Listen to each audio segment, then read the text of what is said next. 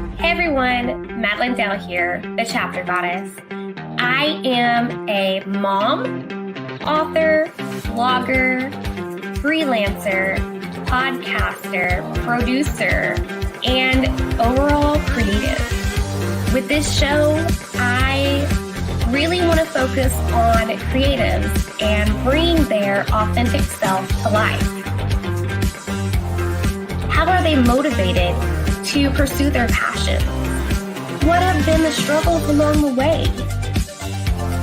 Does self-care play an important role in who they are today and how they connect with the creative flow? Bringing one's authentic self to the forefront is important in this world that we live in currently. Sharing your self-care, your tips, and how you stay on track for things without losing it completely is also important. Self-care is not talked about enough, and authenticity and self-care are what I like to highlight with my creatives, as well as getting to know them. So get ready for a fun and entertaining show.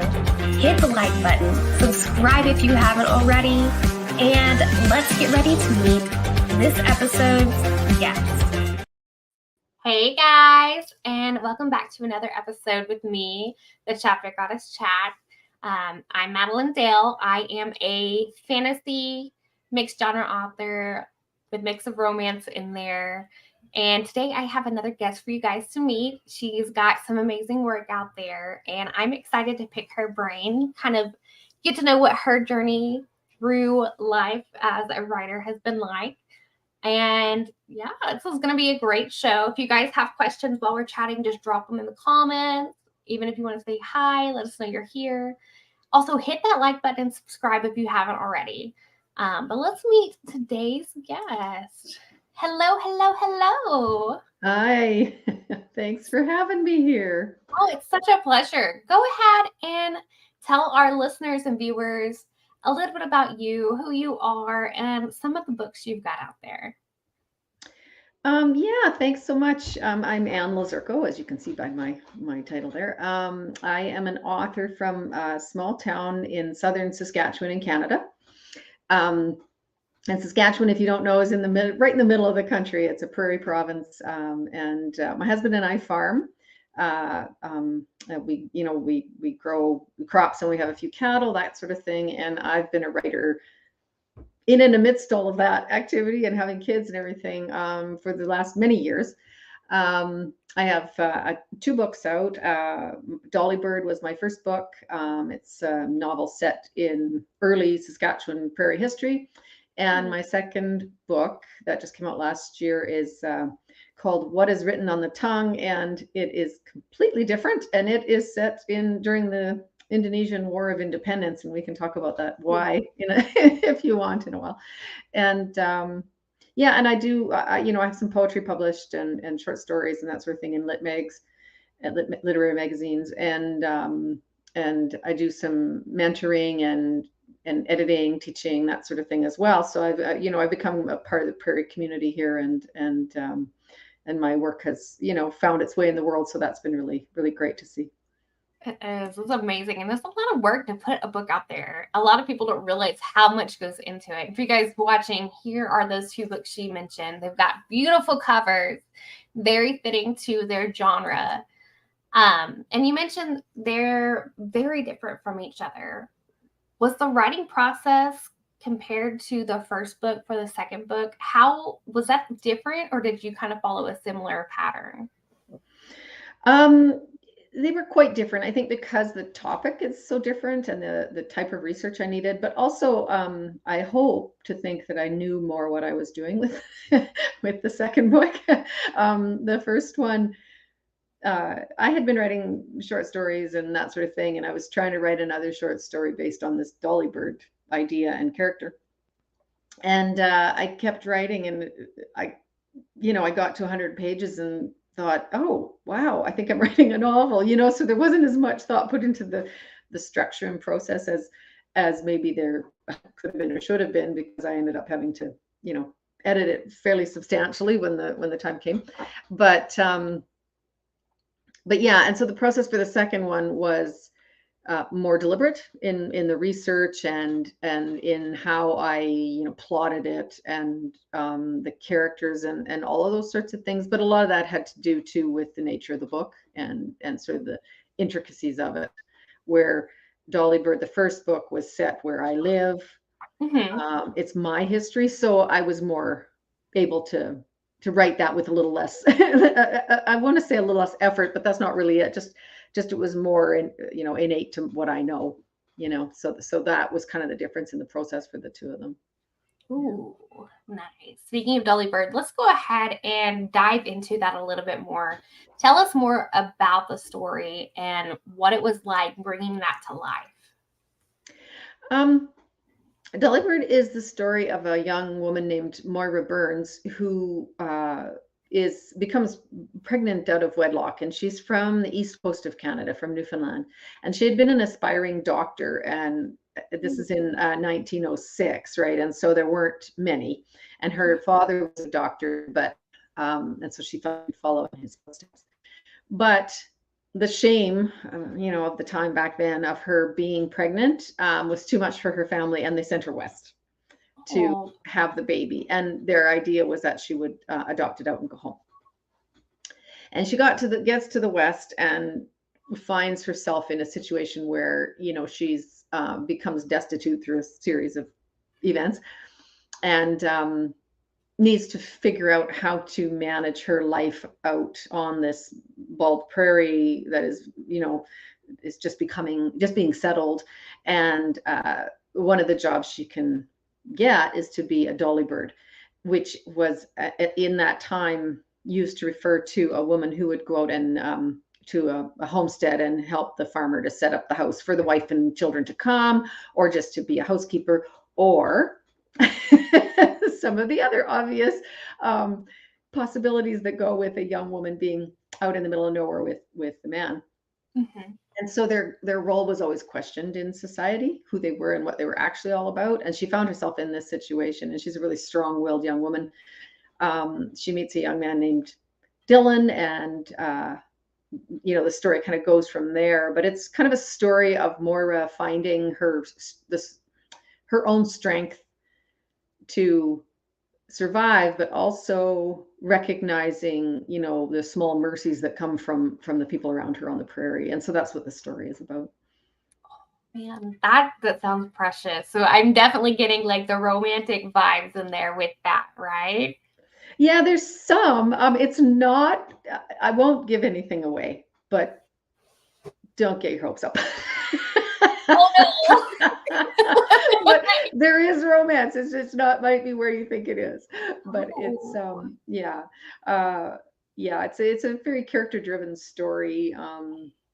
Looking at the role of women at the time and the expectations and those sorts of things. And so yeah.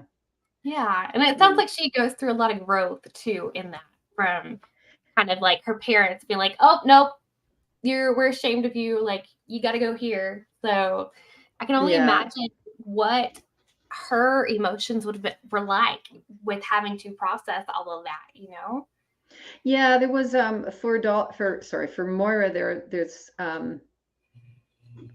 she thinks she's better than a lot of the people around her because she has an education and that sort of thing. And so there's some real coming to terms with who she is and what she is and how she's going to survive, and also recognizing that people cannot be the same, but can have something to offer you. And it's true for the people around her who judge her and come to realize that she can actually help them as a knowledgeable medical person on the prairie, where there aren't very many people like that. And so there's kind of this interweaving of these cultures and ideas and stories to sort of show how, well, yeah, like you say, a certain amount of growth in the character, but also in those around her.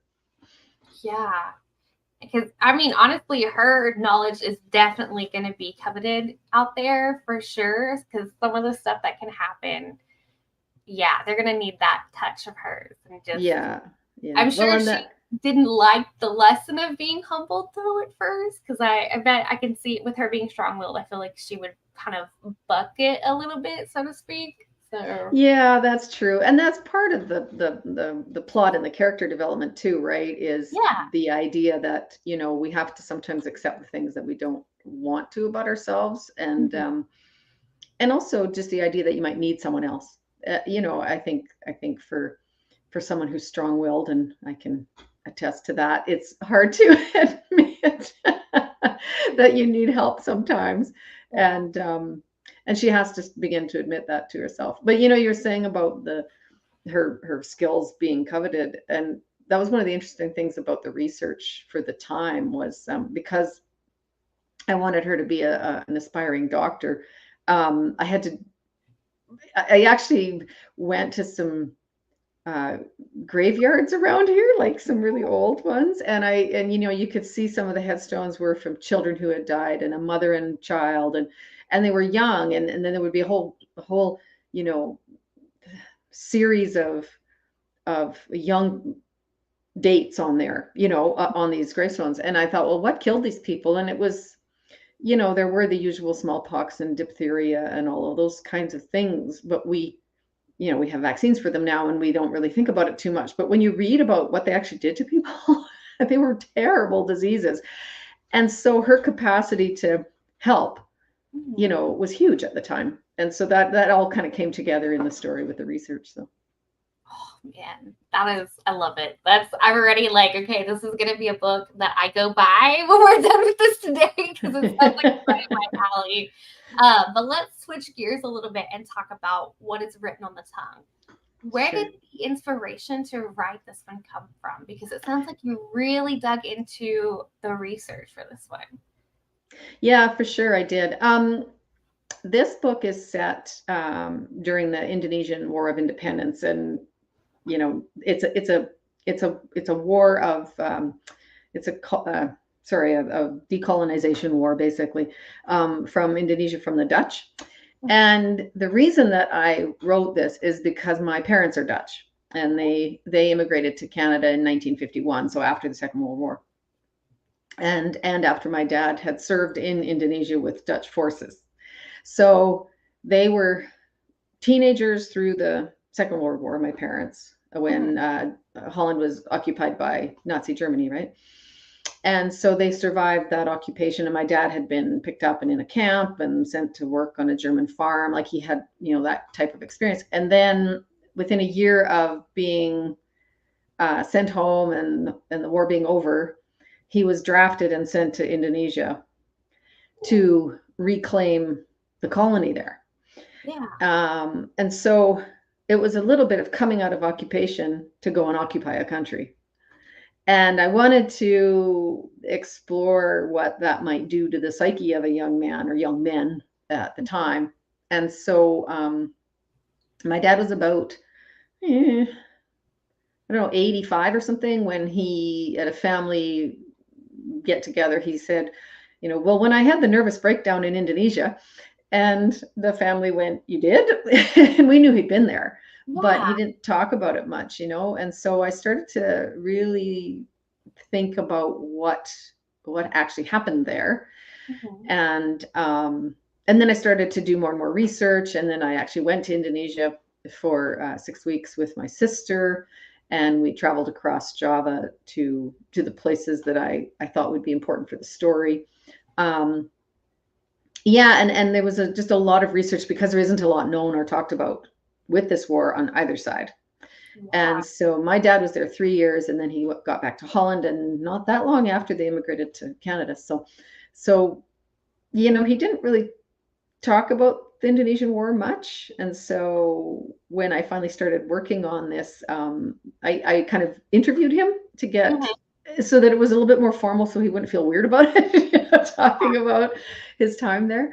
And so and he died this past summer at 98. So he's 98 years old. Yeah. 98, man. Yeah. But he did get to read the just before print version of the book when he was about 96. So I was really happy he did get to. And he was, so sorry, I'm going on, but that's the story of the genesis of the book. And then the book is not about my dad. yeah, But he it's was the inspiration behind it. yes, and that's that was to answer. That's a long answer to your question about where it came from. Yeah, yeah. So. But I love that because in a way you're honoring his life by sharing that journey he went through while he was there through the stories. And that to me, that's like one of the best things about writing is you get to immortalize somebody in a story or something in a story. Like it's a beautiful way to remember them by. Yeah, and I mean, I have to be honest, like he was a bit concerned because the Dutch had to leave Indonesia, and it was Indonesia was a bit like it was like Holland's Vietnam, I Oh want to man. say. Yeah, because it was a guerrilla war. It was an independence war, and so there was a lot of questionable things going on there. And my dad himself had a desk job. He actually wasn't part of the he was a little bit, but not for most of the 3 years he had a desk job. So he wasn't out in the field as much. But my character is, and so I kept telling my dad, this isn't about you. It's based on this arc of your life, but it's not about you. And my character Sam in this book, because of the nature of the war, he goes to some pretty dark places and Yeah. has to find his way out of that. And I mean, it's certainly not a glorification of war. I'll put it that way. But a lot of people have said it's kind of a necessary book, and also hopeful, I guess, in terms of dark things that can happen during war that we can come out the other side of. It sounds like this would also be something for somebody who's been through a lot of that kind of stuff. It would give them something to relate to help them find hope again. And I say that because of some of the stuff I've seen happen with veterans and others who have served. They've been in some dark places. My husband's friends have been there, and it's hard to see them go through that. But books like that really are necessary because you're giving them a view into the character's life, how they processed it, and it kind of gives them a way to relate and work through their own. Yeah, I mean, yeah, that does make sense, and I hope so. And I also think it's kind of a reminder that what we're all capable of. He came from being occupied, and Nazi Germany and the Nazis are seen as like the epitome of evil, and that sort of thing, and rightly so at the time with the Holocaust, and but my dad was quite philosophical about the idea that we all have the capacity for all things, the good, the bad, all of it. And so I kind of wanted to show that in this book, that we can think, oh, I would never do that, but given the right circumstances, and we maybe are, and we need to be aware of that politically and all of these ways that what we're capable of. And I mean, it is the whole idea of knowing our history so we don't repeat it. And I think that that's an important thing too. And this book isn't preachy like that. It's a novel. It's fiction. It's very fast paced. There's a lot of there's number of characters who are with Sam through this journey. He falls in love in Indonesia. There's a lot of, and his family. It's a book about family and joy and all of these things within the context of this war. So it's not really about war as much as it's about navigating it and all these other, and all these other emotions and ideas as a young person. Yeah. And honestly, I've always thought the best way to learn lessons are through stories like that. So that's an excellent way for them to take in that information. Mm-hmm. I'm so glad you've put those stories out there because they both sound amazing. Thank you. Something I'd like to ask, because I know, and you and I both know how difficult it is to get work onto the computer as you're writing and to just get through that process. How did you keep yourself in a good state of mind as you wrote to create these stories? Do you have a self-care method that is like your go-to, or something you would recommend as self-care for others? Yeah, that's always a big thing, isn't it? Right. And especially when you're writing difficult stuff. Dolly Bird wasn't as difficult, although reading about some of the diseases of the time wasn't, but even just as a writer, you probably know that you can get into a funk about what you're doing. Like you sort of feel that your stuff is crap, you know, at times, and other times you'll think it's great. And so to sort of motivate yourself to go through this process, because writing is actually, and I think a lot of art it's very solitary. And you don't, until you're ready to put it out there, you don't get a lot of feedback on it to know where you're at. So I think a big thing for me in terms of, I don't know, preparing myself and taking care of myself is I do yoga pretty much daily. You know, I have coffee and whatever in the morning, and I do 30 minutes of yoga, and I find that really grounds me. And I know that sounds hairy-fairy, but it really does actually sort of get you into a space where you're out of your head and just you can just, you know, just be, you know. And then I walk a lot. I do an awful lot of walking, and I used to think, oh, I'm walking, I'm not writing, but I actually am. When I'm walking, half the time I don't know where I am, because I'm working out a problem with the book in my head. I'm, you know, there's a character that I'm having trouble figuring out how to write them, those kinds of things. And I find when I walk, I really discover a lot of those things. And my biggest thing is when I do that is remembering what, you know, by the time I get home, like, what, that was such a great idea for that plot twist or whatever it is. And remembering it and getting it down just the way you thought of it, you know. So those are two ways that I try to sort of take time for me. I'm fortunate because, you know, I'm a little bit older, my kids are gone, but so I have more time for the writing as well. But it still requires, yeah, like you say, some self-care and being conscious that you need that, and that you need to get out there and be with other people too, because they help sort of inspire the work as well, you know. So I guess that would be what I would say. Yeah. I love that. And I don't do yoga as much as I used to. It's a little bit more challenging sometimes with having the 5-year-old, and then the animals are like, oh, hey mom, what are you doing over here? Let me just come and get under you while you're in downward dog. Yeah. The puppy is the worst, because I'll lay on my back to stretch, and he's like, hey, all up in my face. I'm like, dude, yeah. like, this is not relaxing. And it's just like, okay, guys, like, we're gonna be quiet.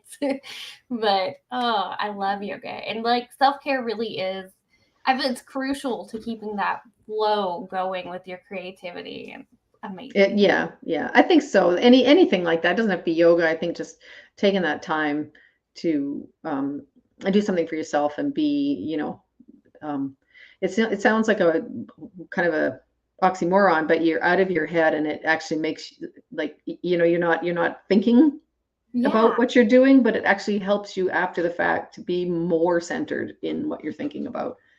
I don't know if that makes sense, but you know what I mean. Yeah. So it kind of lets you get in another space where you're not focusing in on just like one thing. Yeah, exactly. So with your writing process and everything, I'm shifting our gears again. Do you have a specific time of day that you write, like a writing schedule?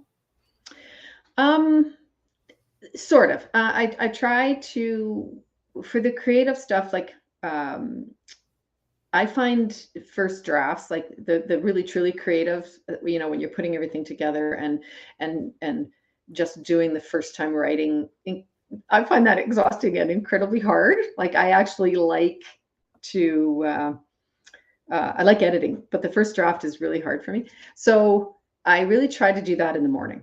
So, you know, after I've had, you know, yoga, grab a coffee, go in my office and spend those first 3 hours, if I can, 2 or 3 hours, just doing the creative stuff, so that I can kind of get that out when I'm fresh. And then if I still have time in the afternoons, I can do more of the maybe more research and stuff that's a little less hard on the brain, you know, and a little less consuming than the creative stuff. So that's, I really try to make sure I get 2 or 3 hours in the morning. And then if there's time after lunch, it depends on the time of year and what's going on and you know, all of those sorts of things. But if I can do that, I find that I can get a lot done in the mornings. Yeah. So that's kind of I would say if there's a schedule, that's it. is to try and do that. Yeah. I like it. It's kind of like a routine. You're consistently getting in there and doing the work. Do you incorporate like a little bit of marketing into your routine? Yeah, and I would say that that's one of those afternoon things, that I will do more of. I'm very fortunate to have been published by traditional publishers who do a lot of the marketing of both books. Yeah, so that's because I'm not that tech savvy, and I'm oldish. So, and I mean, I do know how to do, I know the social media stuff and that, but I'm not that as engaged. I'm not as engaged as I probably should be, but I try. Anyway, having said that, yes, I do try to put something out, not, I don't like to overwhelm with my stuff, me about the writing. And so I might try to, I've written articles about writing, for example, and then I'll share that on my page or something like that, instead of just being about, oh, I've got this going on in my life with my book, or more about my book. It's more about the process, because I think for a lot of readers, I've seen at readings and book signings and that sort of thing, that a lot of readers are as interested in you as the writer as they are in the book. And it's not that they're not interested in the book, but they can read the book, right? Yeah. So if you can give them a little bit about yourself and a little bit about your background, like we're doing now, why you wrote the book and that sort of thing, I think that then that encourages people to pick up the book and read it. And I think that's actually a really good way of marketing, is sort of that background stuff. And it's not that you have to give up all your personal information, but it's just like, how did I get here? What's my life like? What, where do these books come from? How do I solve this problem with this particular writing craft issue, or those kinds of things? And I think people are interested in that. Oh, absolutely. And a lot of them, I find that it's like they don't quite understand how we get from point A to point B with our writing stuff, and giving them all the extra that goes in there behind what is just in the book. It's fun. They're like, oh wow, I never would have thought about that, because I have one story that I'm like, oh yeah, this character is totally like this this singer would best fit this character. And just talking about the inspiration behind that character has brought people in there, because they're like, oh, I love this person, and their songs and their music. And I'm all like, that's kind of who I base this image personality off of, but it's not actually them. So yeah, no, absolutely. And I think, like, because you were asking about marketing, I think that's one way, is to give some of that stuff, as well as well, I'm going to be at this event, whatever, and the sort of hard marketing that you can do, which is getting tougher with books. It's hard to get information out there. It's hard to get yourself out there, your book out there. So I mean, I do what I can, and like I said, I'm lucky that I've got a publisher with marketing people, and even then, there's a cycle. Your book is published in spring. By the next spring, you're sort of backlist, and so you have to keep at it yourself as well. Yeah, you got to keep it in the forefront. And it's hard, because it's a never-ending battle against millions of other books that are being dropped on a regular basis, and crazy. Yeah, and it's also a skill that is so very different from the actual writing of the book. Like, being a writer and being a marketing person are very different, skills, at the skill sets. And so it's a challenge. I don't mind getting out and talking. I probably talk too much, but but I know for a lot of people, it's not something that they really enjoy. And so it can be a challenge, I think. Yeah. So with these two books out there, and I'm going to pull it up again because we've got some more people joining in later. Do you have anything else kind of planned out, or maybe percolating up here for the future? Yes, actually, I'm halfway through writing a new book. It's again completely different from the other two, and inspired again by different things. And I guess that's the way I work. Each project sort of comes up on its own. But this one is this was set in Italy, and Yeah, my husband says that he thinks I just write books so I can travel, and I'm like, well, that's not the worst idea. No, it's not. That's like one of the best things. You're like, yeah, we've got to go here for research, but at the same time, we're really doing the Yeah. What's wrong with that? Right? It at the same time. That is awesome, and can't say I haven't tried to use that. Hasn't exactly worked. Traveled out of the country yet, but I'm getting there.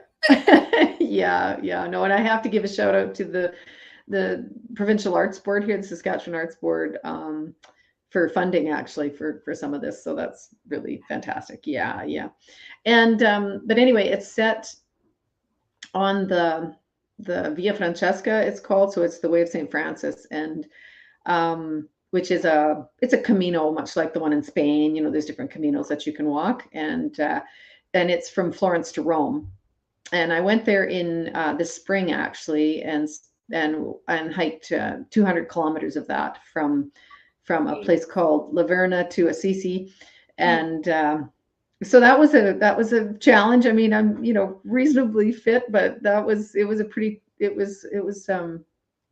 was lovely, just beautiful. It was spring there. It was just gorgeous, but tough. But that was kind of the point.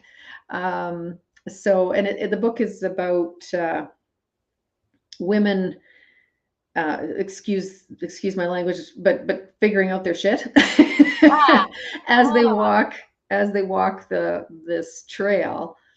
And it's kind of from the point of view of there's one main character who's coming to terms with an incident in her own life and with her own family, but she interacts with other women on the trail, and so who are also figuring out things and are all from very different places and ages, generations.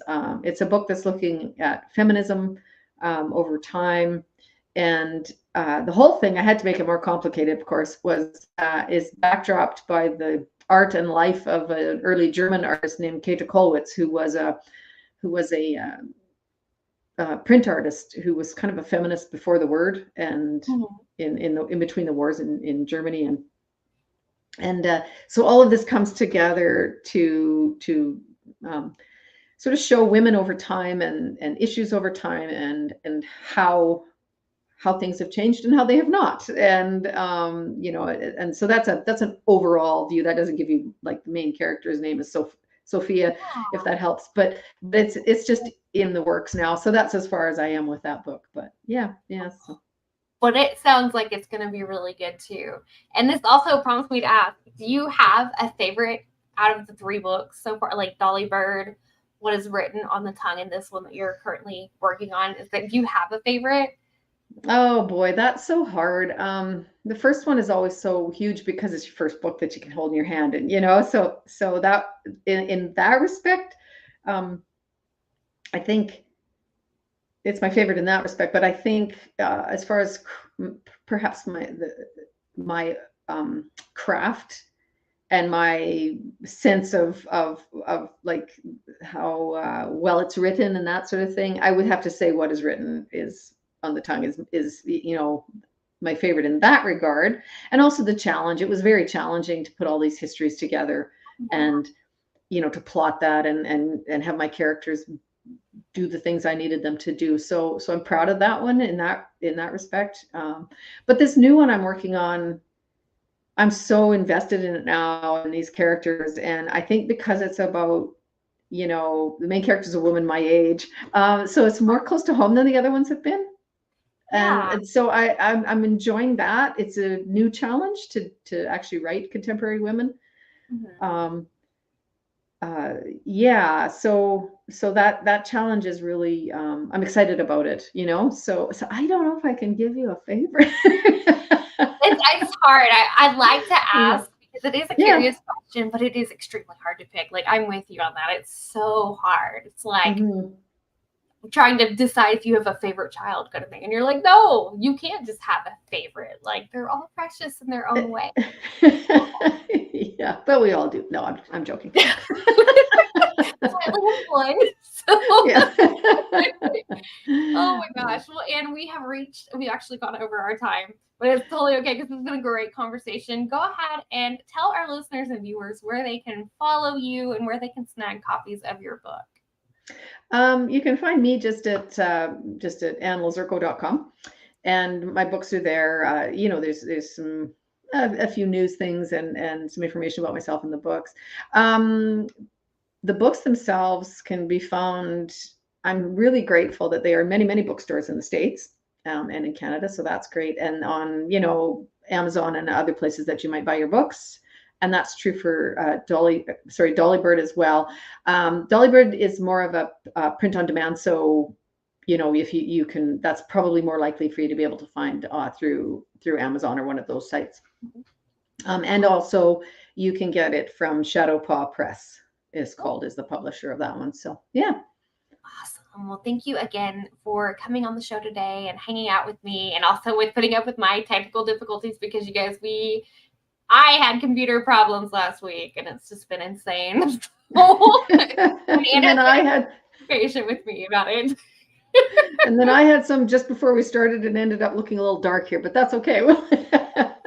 But it has been a fantastic chatting with you. And you guys watching, if you're joining now and you missed the start, hit the like button, subscribe. You can find the links to both of our websites in the description. And we will see you all next week, because I've been doing shows mostly on normal basis on Wednesdays. So you guys hop on and join us again and check out our work. I hope you enjoyed the show. Don't forget to hit that like button and subscribe to get future notifications when shows come out. Also, be sure to check out my website. I have a blog featuring this creative with some other fun and interesting questions. You can also subscribe to my newsletter there to stay up to date with all things the Chapter Goddess in Madeline Dale. Once again, thanks for watching and have a great rest of the day.